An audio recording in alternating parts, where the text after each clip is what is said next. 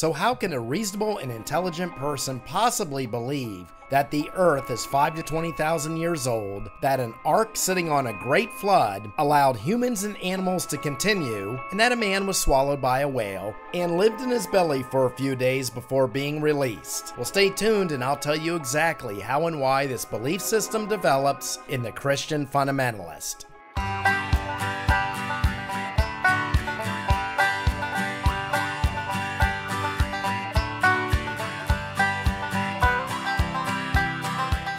Greetings and welcome to the first episode of Thrusting That Sword of Reality and Reason into the Heart of Ignorance. This channel has one purpose and only one: to attack fundamentalism, specifically the Christian fundamentalism, to attack their mantras with reason, facts, and reality, things that they lack in all of their teachings. Now, why am I suddenly going after these people at middle age? Well, one, outside of the publication genres, we now have the means to on a much larger scale. Thank you for the creation of YouTube. And two, because I have been dealing with these people on and off for decades, and every time I've come in contact with a fundamentalist, it has been an adverse encounter. It's an adverse encounter because they can't leave well enough alone, like say the Orthodox Jew. They feel the ever-pressing need to evangelize you, which by axiom means intrusion on your life. There is no conversation that you will have with these people in which they will not lead it back to their religious belief system and then have the audacity to tell you that your belief system is incorrect. It doesn't matter whether it's the work, dating, or social environment, the root of fundamentalism is intrusion.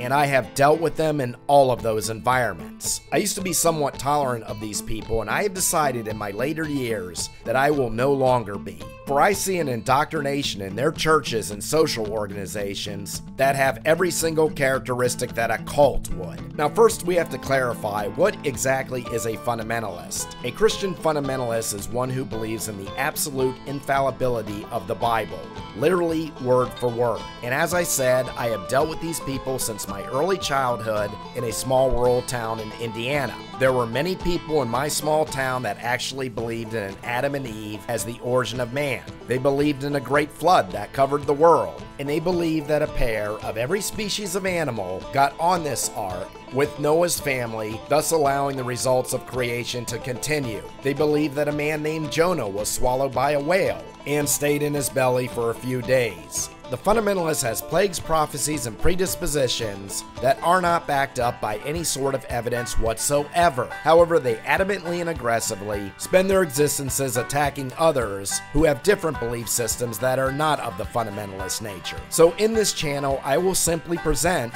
their claims versus actual facts, their views versus reality, their beliefs versus rational reason. And my first attack on the fundamentalist is that their God does not lead them to their belief system.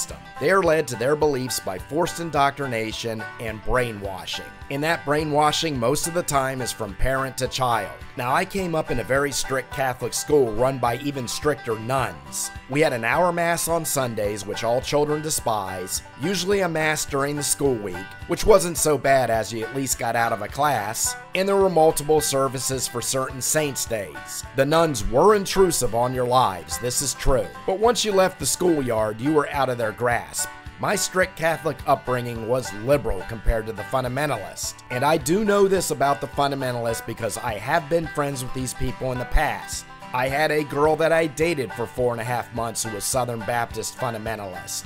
Their indoctrination of their belief systems do not stop at the pulpit. They don't want to send their children to public schools, many of them homeschooling, so they can teach creationism instead of standard accepted science. Even though every assertion of creationism not only has no scientific verifiability, but has overwhelming evidence in the entire scientific community in all the genres stating that their beliefs are absolutely provably incorrect. The fundamentalist spends their days searching for God in every sock drawer and the devil in every cabinet. And I have a clear example to prove my point. When I was in my 20s, I did go to a fundamentalist mass at the prodding of my fundamentalist friend, to which I went along with it as I was staying in his house and didn't want to make waves. Because if you won't accept their doctrine, that's exactly what happens. As I was at the church, I overheard two girls approximately 20 years old who claimed that they didn't have food for breakfast as they had neglected to go shopping the night before. but apparently God provided a miracle for them before Mass. There was a box of oatmeal in the corner of the shelf that they hadn't noticed. Of course, they could have just gone to a gas station before Mass and gotten an egg and cheese burrito, or they could have gone to the snack machine down the hall where the church was located, but no, it must have been a miracle. God miraculously placed a box of oatmeal in the corner of their shelf. And the reason two intelligent 20-year-old girls sharing an apartment would think that God magically placed a box of oatmeal on the shelf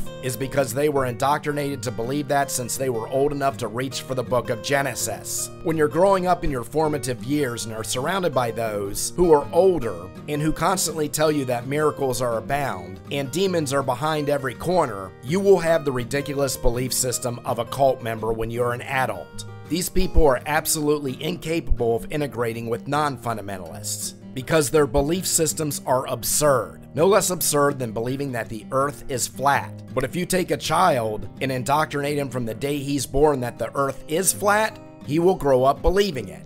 And that's why a fundamentalist can easily believe that a man was swallowed by a whale and lived in his stomach for a few days before being released, because that has been programmed into them since they were a child. And the fact is, most people are not internally strong. Now, there are fundamentalists who have broken away from the church. Bart Ehrman, a former student of the Moody Bible School, and Matt Dillahunty, who was on his way to become a fundamentalist Southern Baptist pastor, accomplished breaking away from the cult. But these two are exceptions, not the rule, because there have been multiple experiments where when people are placed in a group, even of strangers, they will conform with the norms of the group. There was even an experiment where the subject stated a short line was longer on a blackboard because the other actors who were part of the experiment stated it as so. And these aren't strangers that fundamentalists are brought up with. It's their family, it's their friends, it's their entire world. And when they reach the age of 18, many of them will join groups like Horizons, a fundamentalist youth group that will continue to reinforce the indoctrination that they received in their youth. It takes an incredible amount of mental fortitude to sit down and engage in the research, like Ehrman and Dillahunty did, and accept the clear results of that research when you have been brought up with an entire existence of indoctrination stating otherwise. It's much easier to say, I don't trust that science stuff, or the devil's trying to fool you, which are the two fallbacks of every fundamentalist when they are confronted with reality, reason, and facts. Their pastors are not learned men. They do not go to Bible college and study the Bible. They study the modern King James Version of the Bible. They are never educated in the Bible's origin, history, or alterations throughout time. When a pastor speaks at the pulpit in a fundamentalist church, it is literally a case of the blind leading the ignorant. The reason they accept these absolute absurdities on how the world was created and all the folklore, myths, and fables that go along with it is because they were never educated on actual reality. They were never educated on the history of the Bible. They have never studied the science, from geology to astrophysics to DNA sequencing, which clearly shows there is no possible way, on any level whatsoever, that the Earth is 5,000 to 20,000 years old.